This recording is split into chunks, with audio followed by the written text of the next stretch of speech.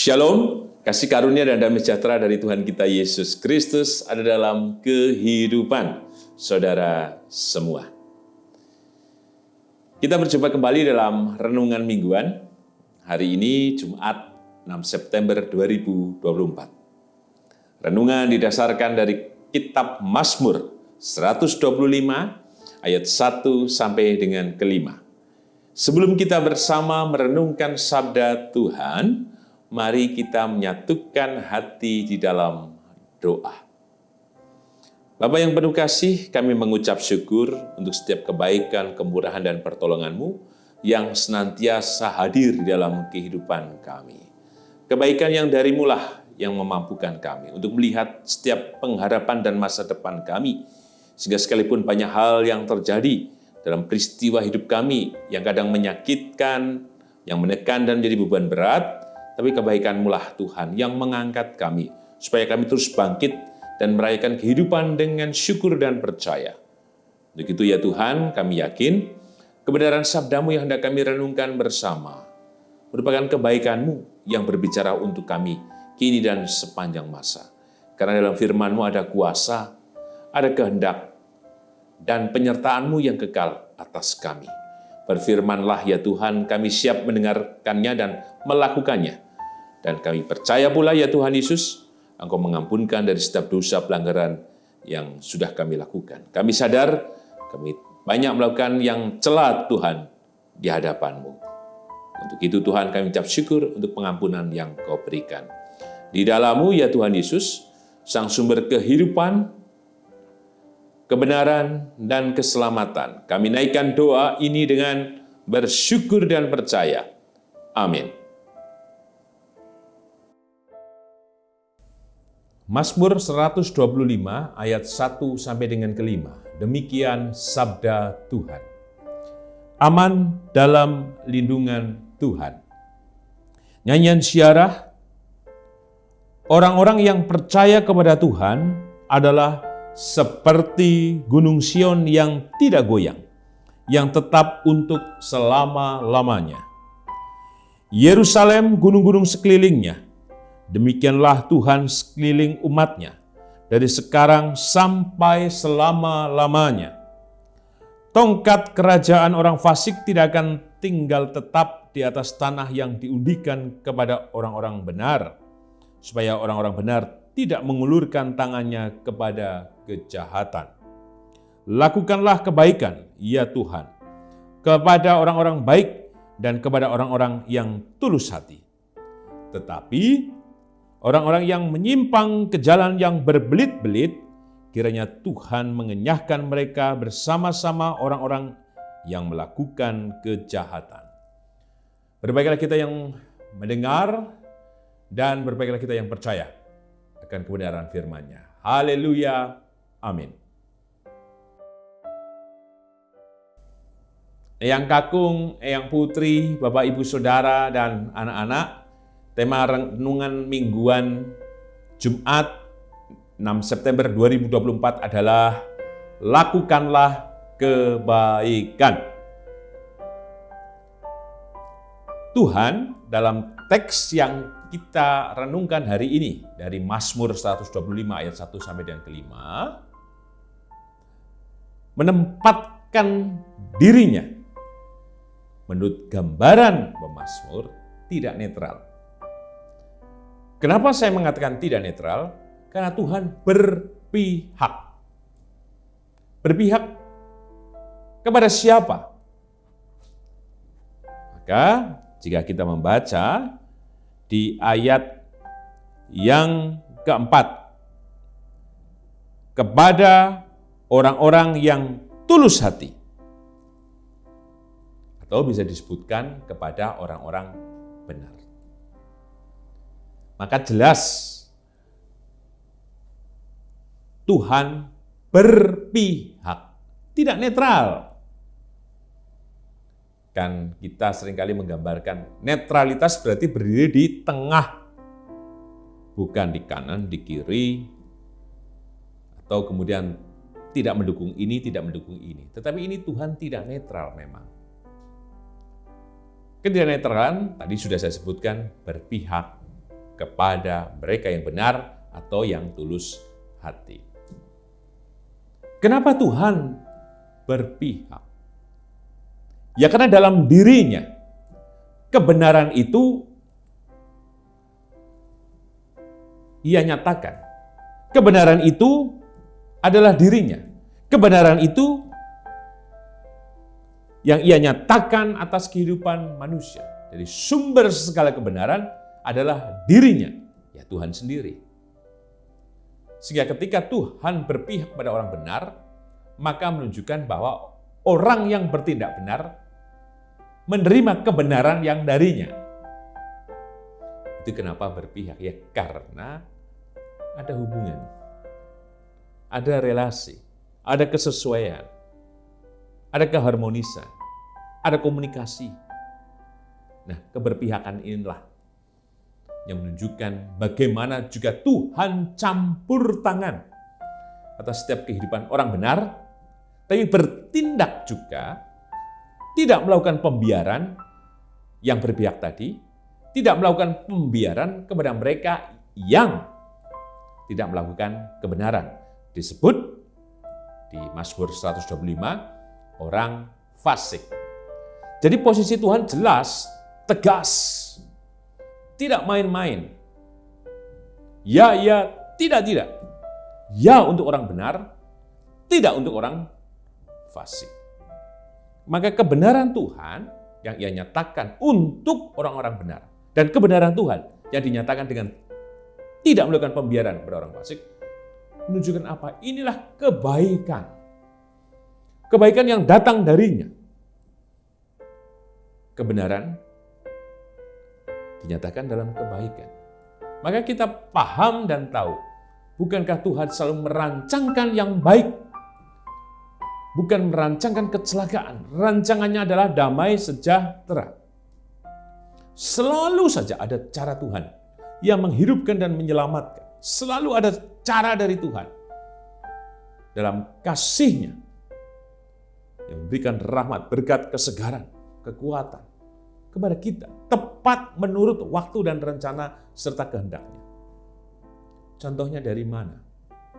Jika membaca kitab Kejadian pasal ketiga, saya sudah berulang kali mengatakan, bukankah Adam dan Hawa, atau Hawa dulu deh, ketika makan buah itu mati. Tetapi Tuhan mengizinkan Hawa untuk tidak mati. Bahkan dinikmati buahnya oleh Adam. Adam mati? Tidak. Setelah itu apa yang Tuhan nyatakan? Manusia pertama diizinkan untuk melanjutkan kehidupan dengan segala konsekuensinya. Bukankah ini penyelamatan yang pertama yang dinyatakan Tuhan kepada manusia? Berarti ada kebaikan.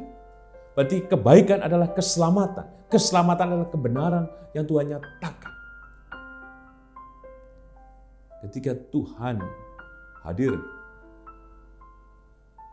melalui Yesus Kristus menjadi manusia, bukankah pengorbanan kedua itu dinyatakan dalam artian Tuhan hadir dalam keselamatannya, dalam kematiannya.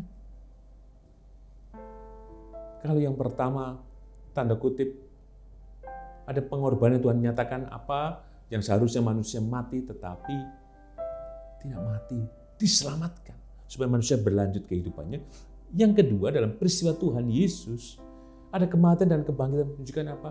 Kerelaan, kebaikan, dan keberlanjutan kehidupan dalam keselamatan yang Tuhan Yesus nyatakan atas kita semuanya. Bukankah ini bicara soal kebaikan? Dan kebaikan itu tidak berhenti pada peristiwa ketika Tuhan Yesus mati dan bangkit. Tetapi sampai sekarang, kini dan di sini dan nanti. Itulah kebaikan yang Tuhan tunjukkan. Maka kebaikan itu saya tandaskan kembali. Kebaikan, kebenaran, dan keselamatan yang dari Tuhan. Berpihak kepada siapa?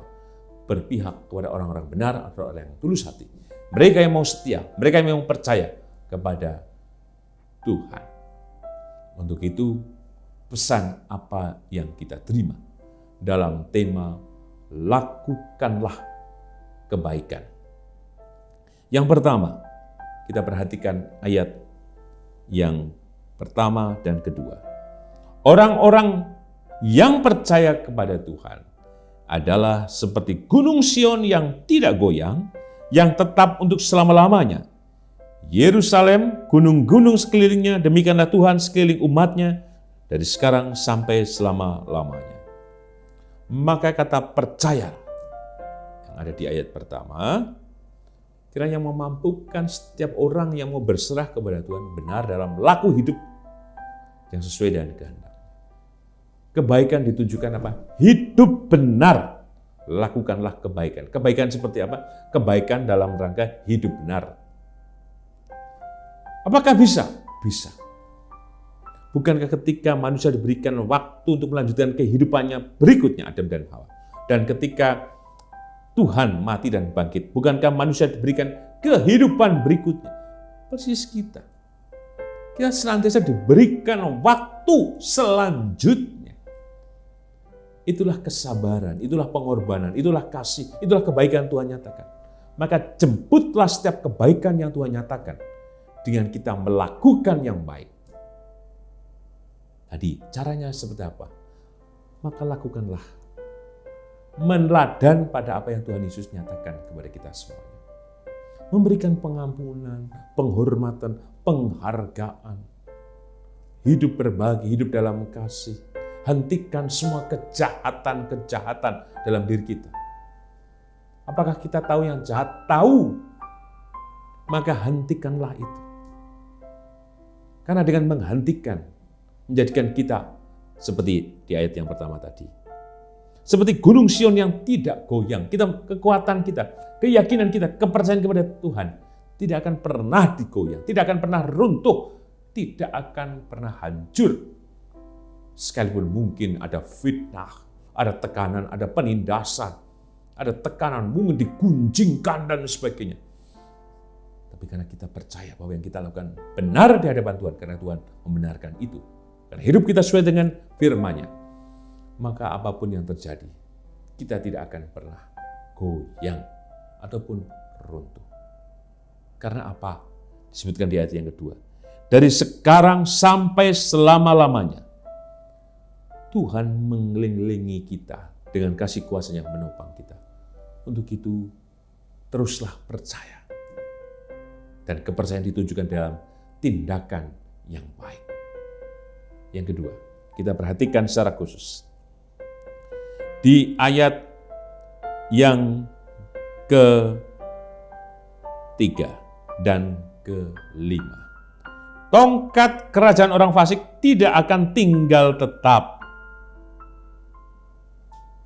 Kemudian ayat yang ke-5, tetapi orang-orang yang menyimpang ke jalan yang berbelit-belit, kiranya Tuhan mengenyahkan mereka bersama-sama orang-orang yang melakukan kejahatan. Persis seperti tadi saya mengatakan di awal. Bukankah Tuhan tidak melakukan pembiaran terhadap orang-orang yang fasik? Mungkin kita akan bisa berargumen. Nah itu buktinya hidupnya saja begitu kok masih tetap sugih, sehat. Bahkan jelas dia melakukan banyak kejahatan, tetap hidupnya mulia dan lain sebagainya dibandingkan kita yang taat, berdoanya luar biasa, berbaginya juga sumeh, sering menyapa. Lah ini orangnya sudah garang. Nek ngomong yo bukan hanya segembira lokal, tetapi mungkin sesafari, kebun binatang keluar semua. Hidupnya sepertinya wow. Serba tercukupi, kelihatannya mulia. Tumpaannya mobil, bukan mungkin pesawat pribadi atau apapun itu. Kadang kita cemburu. Kadang kita kok katanya orang percaya kok sepertinya tidak diberkati dibandingkan mereka. Sudah, tidak perlu membanding-bandingkan. Maka teks ini menegaskan, Tuhan tidak melakukan pembiaran. Artinya Tuhan tidak berpihak kepada mereka. Maka Tuhan yang tidak berpihak atau Tuhan yang tidak membiarkan orang-orang fasik ini, maka Tuhan yang akan bertindak. Itu urusannya Tuhan, maka biarkan Tuhan yang bertindak. Maka ini pula yang menjadi peringatan untuk kita yang masih hidup dalam cara-cara seperti orang fasik. Silakan saja, ada yang mau ngopeni, membiarkan diri kita melakukan kejahatan tetap ini dan itu yang tidak baik. Silakan saja. Apakah itu akan membawa kepada kebaikan diri kita?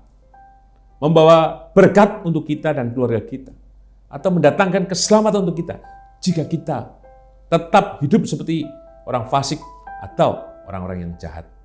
Silakan saja, tapi lihatlah. Mungkin kelihatannya baik-baik saja, tetapi sesungguhnya tidak ada kebaikan apapun. Jika tidak ada kebaikan apapun, maka tidak akan menemukan kehidupan dan berkat itu sendiri. Maka di pesan yang kedua ini, tidak ada apapun dalam hidup orang yang fasik atau yang jahat. Kebaikan pun tidak akan ditemukan. Hanya disebutkan, Tuhan mengatakan, enyahlah. Tuhan mengenyahkan, artinya apa? Tuhan mengesampingkan. Tuhan tidak menyatakan berkatnya untuk mereka yang terus saja berbuat jahat. Maka ini menjadi peringatan untuk kita. Segera cepat-cepatlah bertobat jika kejahatan itu masih ada dalam diri kita.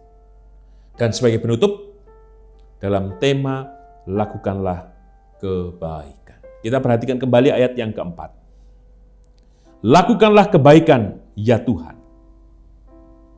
Lakukanlah kebaikan. Pemazmur percaya bahwa Tuhan akan menyatakan kebaikan itu. Karena sesungguhnya dalam dirinya juga kasih, berarti kan kebaikan yang dari Tuhan. Ini pemazmur tidak sedang memerintah Tuhan, tetapi ia percaya. Dalam judul perikopnya, aman dalam lindungan Tuhan. Ia percaya kebaikan Tuhan melindungi dirinya sehingga ia aman dari hal-hal yang bisa mencelakakan dirinya, yang datangnya dari si jahat atau kejahatan itu sendiri. Maka kiranya kita terus menjadi yakin. Lakukanlah kebaikan, ya Tuhan. Maka kebaikan Tuhan juga bekerja atas kehidupan kita. Jika pula kita terus menjadi orang benar,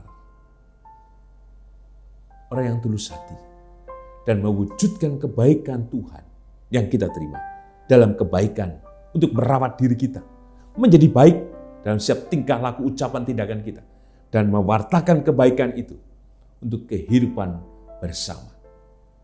Maka kebaikan-kebaikan yang Tuhan nyatakan dan kita terjemahkan dan hidupkan dalam diri kita dan bersama yang lain akan menjadi kebaikan yang menyelamatkan kita semuanya. Karena Tuhan mengelilingi kita, ada Tuhan beserta kehidupan kita. Tuhan memberkati. Amin.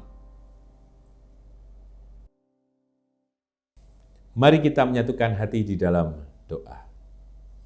Bapa yang penuh kasih, kami mengucap syukur untuk setiap kebaikan yang Kau nyatakan kepada kami. Karena kebaikan berpihak kepada kami yang terus mewartakan kebaikan itu untuk diri kami dan kepada semua orang yang ada di sekitar kami. Termasuk lingkungan di mana kami berada. Maka biarlah kami terus baik dan kami menjadi orang benar sesuai dengan kehendak kasih dan kemurahan-Mu. Karena kami percaya Tuhan, ketika kami melakukan yang benar, yang baik itu, maka Engkau berpihak kepada kami. Sehingga dalam segala hal yang kami tanggung, kami aman dalam perlindungan-Mu, ya Tuhan. Terima kasih Tuhan untuk kebaikan yang Kau nyatakan kepada kami.